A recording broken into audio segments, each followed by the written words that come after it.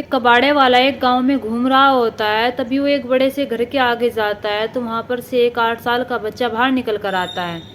तो वो कहता है कि क्या तुम मेरे दादाजी को खरीद सकते हो। तो वो जो कबाड़े वाला होता है वो मजाक में कहता है कि ठीक है, मैं खरीद लूंगा, तुम बेचना चाहो तो। वो हंसियों में ले जाता है ये बात। जब ये बात जो लड़का होता है 8 साल, उसके पिता को ये बात पता लगती है तो बाहर निकल कर आता है और कहता है कि क्या तुम मेरे पिता को सच में खरीद सकते हो। जब कबाड़े वाला उसकी बात सुनता है और वो थोड़ा सा आश्चर्यचकित हो जाता है और सोचने लगता है कि एक बेटा अपने पिता को क्यों बेच रहा है और एक पोता अपने दादा को क्यों बेच रहा है। तो वो थोड़ा सा सोचने के बाद कहता है कि हाँ, मैं खरीद लूंगा। अब यहाँ पर मुद्दा ये था कि ये जो बेटा और जो ये पोता था ये अपने दादा और पिता को क्यों बेच रहे थे।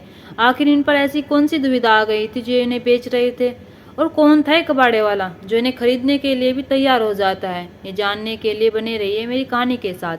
नमस्कार, आदाब, सत श्री अकाल, हर हर महादेव। मेरा नाम रूपा है और आज की ये घटना एक गांव की है जहां पर एक चंद्रशेखर नाम का व्यक्ति रहता था। ये चंद्रशेखर व्यक्ति जो था ये इसके पास पुश्तैनी जमीनें थी। ये बहुत ही अमीर था। इसके पास बहुत बड़ा घर था जिसमें यो और इसकी पत्नी रहते थे। अब धीरे धीरे समय बीतता चला जाता है और चंद्रशेखर जो होता है गरीबों की मदद किया करता था और गरीबों की मदद करने में विश्वास रखता था। और ये सोचता था कि जैसे मैं गरीबों को दान दूंगा वैसे ही मेरे पास आएगा।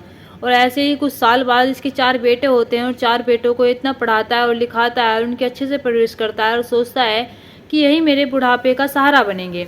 अब ये चारों को पढ़ा लिखा कर एक कामयाब इंसान बना देता है। अब ये अपनी पत्नी से कहता है कि हमें अपने बेटों की शादी कर देनी चाहिए, इन सब की उम्र हो गई है। तो इसकी पत्नी भी कहती है कि आप ठीक कह रहे हैं, हमें अपने बेटों की शादी कर देनी चाहिए।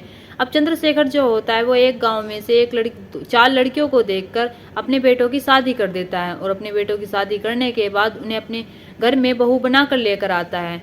अब यहाँ पर ये कुछ ही व्यक्ति रहते थे, लेकिन अब इनका घर जो था वो भर चुका था। ये 4 बेटे थे, 4 बहू थे और ये खुद थे, 10 आदमी हो चुके थे।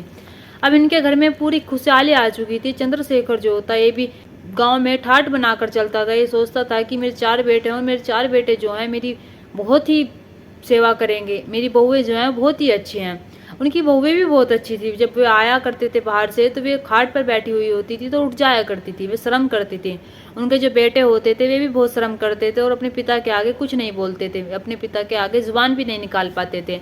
अब ऐसे ही समय बीतता चला जाता है और समय बीतने के साथ साथ चंद्रशेखर की जो पत्नी होती है वो एक बीमारी से ग्रस्त हो जाती है और बीमारी से ग्रस्त होने के बाद उसकी मृत्यु हो जाती है। और जब चंद्रशेखर की पत्नी की मृत्यु हो जाती है तो चंद्रशेखर जो होता है वो बिल्कुल अकेला हो जाता है। और अकेला होने के बाद वो सोचने लगता है कि मेरी पत्नी मेरे साथ नहीं रही। उसे इस बात का बहुत दुख होता है, लेकिन वो अब ये सोचता है कि मेरे बेटे तो मेरे साथ हैं, मेरी बहू तो मेरे साथ हैं, ये मेरी सेवा खूब मिलकर करेंगे।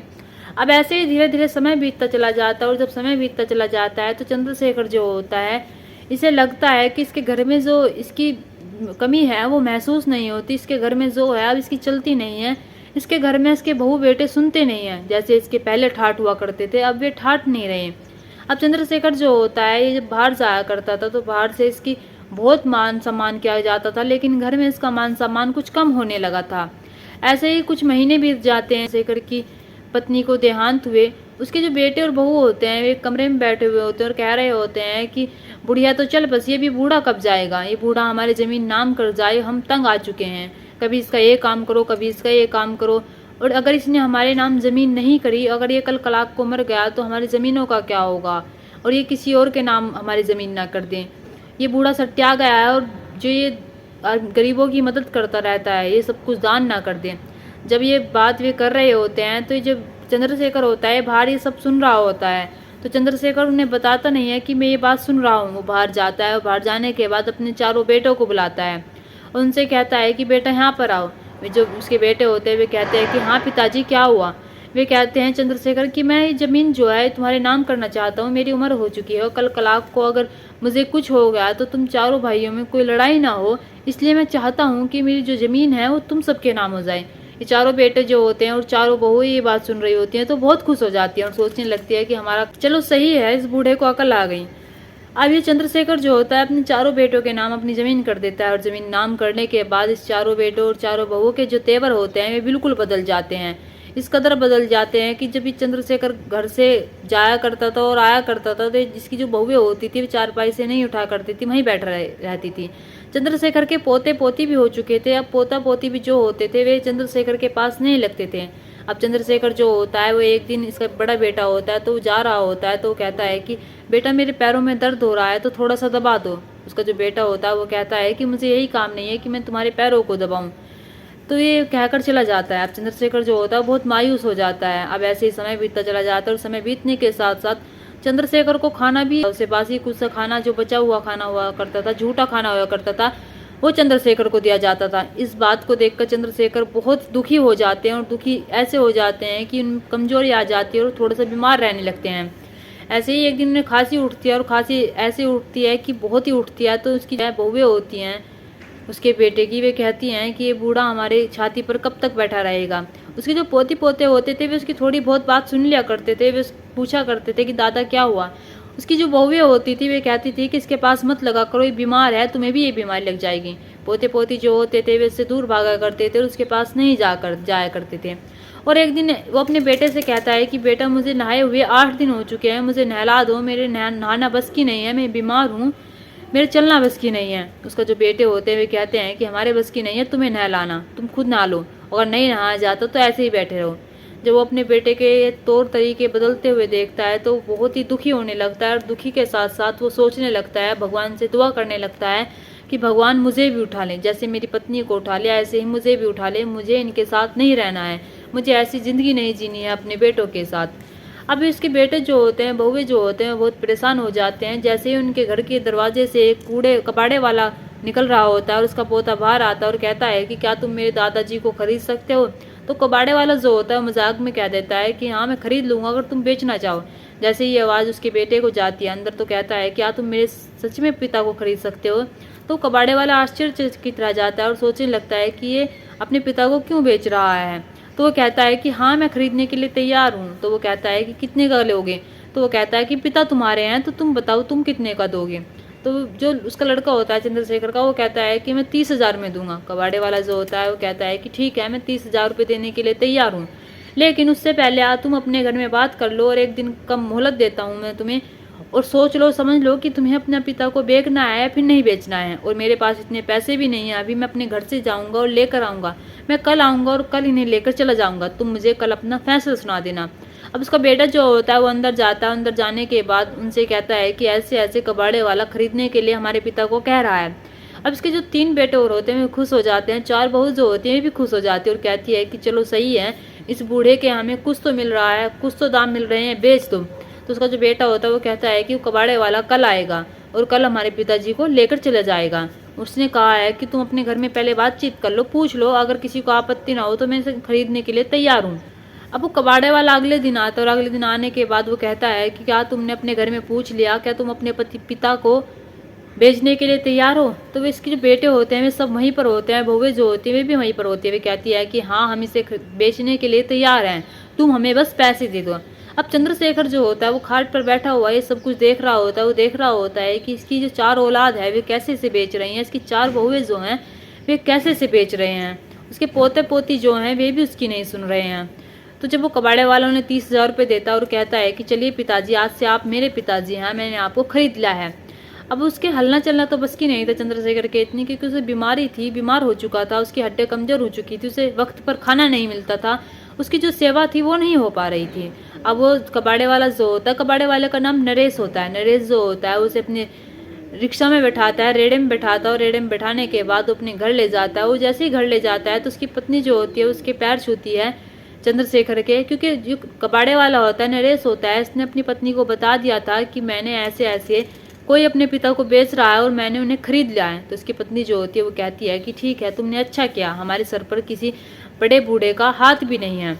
अब वो उनके पैर छूती है, पैर छूने के बाद उनका बहुत अच्छे से स्वागत करती है और स्वागत करने के बाद उनके लिए कपड़ा तैयार करती है, खाट को बहुत अच्छे से चादर से बिछाती है और चादर बिछाने के बाद वो उन्हें वहाँ पर बैठाते हैं और बैठाने के बाद वे अच्छे से खाना लेकर खाना खिलवाते हैं। और खिलवाने के बाद वे कहते हैं कि पिताजी अगर आपको कोई दिक्कत हो, कोई किसी चीज़ की ज़रूरत हो तो आप हमसे बोल सकते हैं, आप बेझिझक हमसे कह सकते हैं।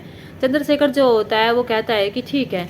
अब ऐसे समय बीतता चला जाता है। नरेश जो होता है वो चंद्रशेखर को बहुत अच्छे से रखता था और उसको खाना टाइम पर देता था, उसकी दवा करवाता था, सब कुछ करवाता था। लेकिन यहाँ पर एक सवाल चंद्रशेखर के मन में आज भी गूंज रहा था, अब भी गूंज रहा था कि कबाड़े वाला आखिर मुझे खरीद कर क्यों लेकर आया है, और उसकी क्या मजबूरी रही जो मुझे खरीद कर लेकर आया है, और उसे क्या लालच है जो उसने मुझे खरीदा।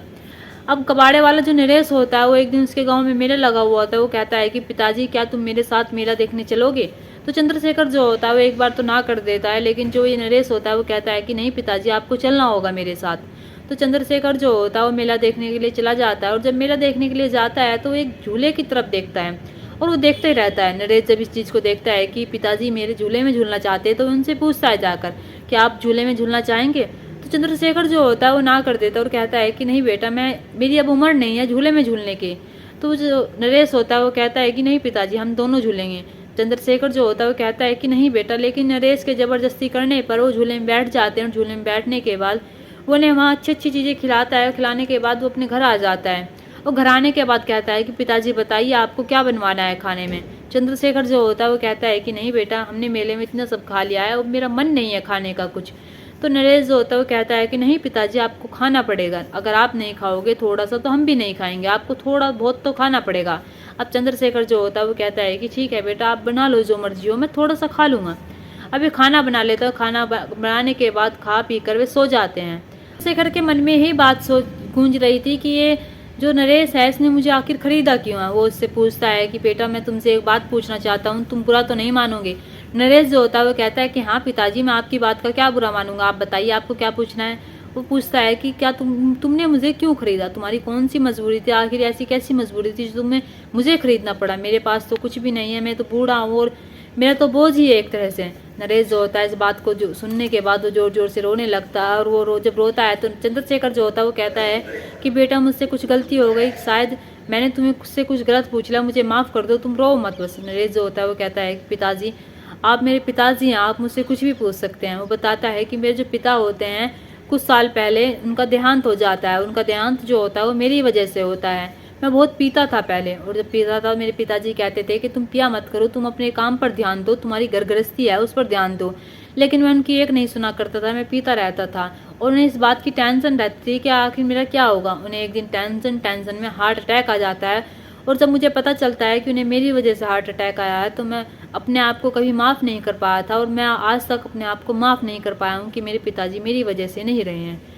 और जैसे ही उन्होंने आपको बेचने की बात की तो मैंने आपको ख़रीदने के लिए तुरंत हाँ कर दिया, क्योंकि मैं चाहता था कि मेरे पिताजी का साया मेरे सर पर फिर से आ जाए, और मैं आपको इसलिए ख़रीद कर लेकर आया हूँ, और आप मेरे पिता हैं और आप आज के बाद मुझसे ऐसी बातें कभी मत करना। चंद्रशेखर जो होते हुए कहते हैं कि ठीक है बेटा। अब यहाँ पर ये सब खुश रहने लगते हैं, हंसी खुशी रहने लगते हैं। और एक दिन एक व्यक्ति जो चंद्रशेखर का घर होता है जहाँ पर उसके 4 बेटे रहते हैं, वहाँ पर एक व्यक्ति आता है, और व्यक्ति आने के बाद वो कहता है कि आज चंद्रशेखर का घर यही है। तो उसके बेटे होते हुए कहते हैं कि नहीं, ये चंद्रशेखर का घर नहीं है, ये हमारा घर है अब। तो जो व्यक्ति होता है वह कहता है कि हमें यही बताया गया है कि चंद्रशेखर का घर यही है, और चंद्रशेखर के नाम 2 एकड़ ज़मीन है, वहाँ पर हम अपनी कंपनी खोलना चाहते हैं। अगर वे यहाँ पर हमें मिल जाएं या फिर आप उनका पता बता दो तो हम उनसे वो ज़मीन खरीदना चाहते हैं, हम उस ज़मीन के अच्छे दाम देना चाहते हैं। जब उसके 4 बेटे और 4 बहुएं ये बात सुनती हैं तो वे खुश हो जाती है, कहती हैं कि हाँ यही उन चंद्रशेखर जी के घर है, वे हमारे ससुर हैं। उसके बेटे जो होते वे भी कहते हैं कि हाँ वे मेरे पिता हैं, आप बताइए आपको कितने में वो ज़मीन खरीदनी है। तो जो व्यक्ति होता है वह कहता है कि हम उस ज़मीन का बहुत अच्छा दाम देंगे। जो चंद्रशेखर के बेटे होते हुए कहते हैं कि ठीक है आपका काम हो जाएगा, वो हम ज़मीन बेचने के लिए तैयार हैं, हम अपने पिता को लेकर आ जाएंगे कल। तो जो व्यक्ति होता है वो कहता है कि ठीक है मैं आ जाऊँगा, फिर 2-3 दिन बाद आऊँगा, और 2-3 दिन बाद आने के बाद मैं सब चीज़ लेकर आऊँगा। सब चीज़ लाने के बाद तुम जो ज़मीन मेरे नाम करवा देना, और मैं तुम्हें उसके बदले अच्छी रकम दूंगा।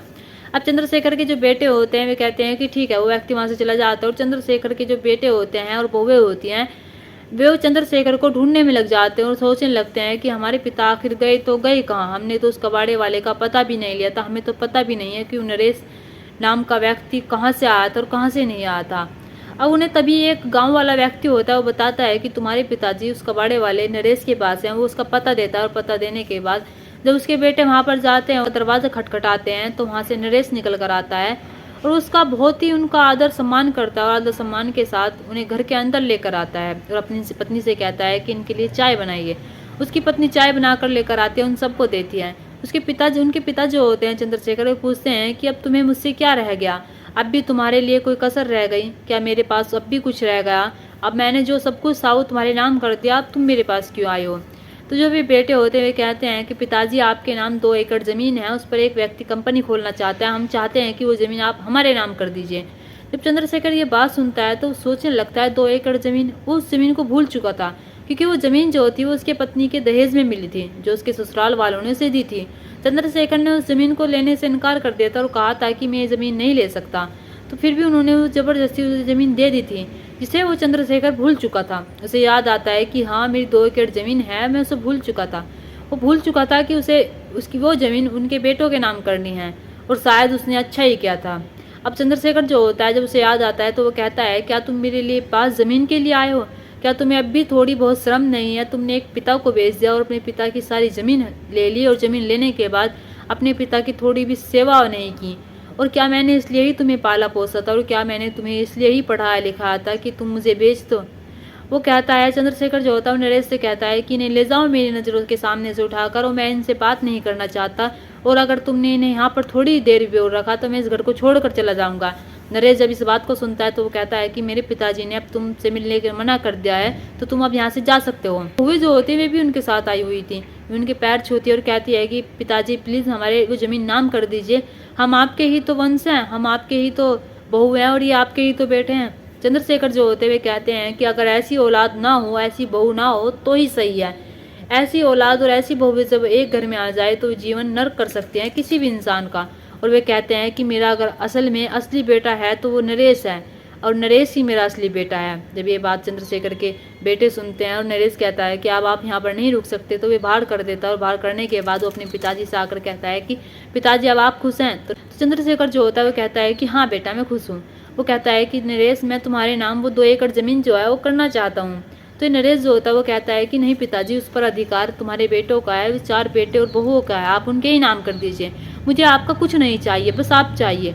जब चंद्रशेखर ये बात सुनता है तो वो कहता है कि नहीं बेटा, मैं वो ज़मीन तुम्हारे नाम करना चाहता हूँ, और मैं तुम्हारे वो ज़मीन नाम करने के बाद मैं सोचूंगा शायद मैंने कुछ अच्छा काम किया है। चंद्रशेखर जो होते हैं उसे ज़मीन नाम करवा देते हैं, और ज़मीन नाम करवाने के बाद जब वो व्यक्ति होता है जो वहाँ पर कंपनी खोलने वाला था 2 एकड़ ज़मीन पर, उसे पता चलता है कि वो ज़मीन नरेश के नाम पर रजिस्टर हो गई है, वो नरेश के नाम हो गई है। तो नरेश के घर आता है, और घर आने के बाद कहता है, क्या तुम वो ज़मीन हमें बेचना चाहते हो? हम वहाँ पर कंपनी खोलना चाहते हैं, हम उसके बदले आपको बहुत अच्छी रकम देंगे।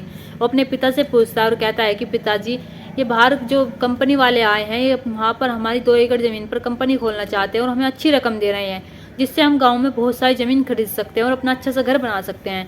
चंद्रशेखर जो होता है वो कहता है कि ठीक है बेटा, तुम बेच दो। वो ज़मीन बेच देता है, और ज़मीन बेचने के बाद वो वहाँ पर अपने गांव में बहुत ज़मीन लेता है। ज़मीन के बाद वो अपना घर बनाता है, और अच्छा सा घर बनाने के बाद वहाँ पर नरेश और चंद्रशेखर और जो इसकी पत्नी होती है वो बहुत हंसी खुशी रहने लगते हैं। अब ये इनके जीवन में किसी चीज़ की कमी नहीं थी। यहाँ पर ये जो चंद्रशेखर था, इसने अपने बेटों के नाम ज़मीन करने के बाद इसके बेटे जो होते हैं इसे घर से निकाल देते हैं और उसे बेच देते हैं। यहाँ पर इस कहानी से ये सीख मिलती है, अगर हमारे नाम कोई चीज़ है हमारी कोई कदर कर सकता है, अगर हमारी चीज़ कोई नाम नहीं है तो शायद हमारी कदर भी घट जाती है कहीं ना कहीं। दोस्तों, इस कहानी को सुनाने का मकसद मेरा आपका दिल दुखाना नहीं था, आपको परेशान करना नहीं था, आपके दिल को ठेस पहुँचाना नहीं था। आप अपने परिवार के साथ खुश रहे। नमस्कार।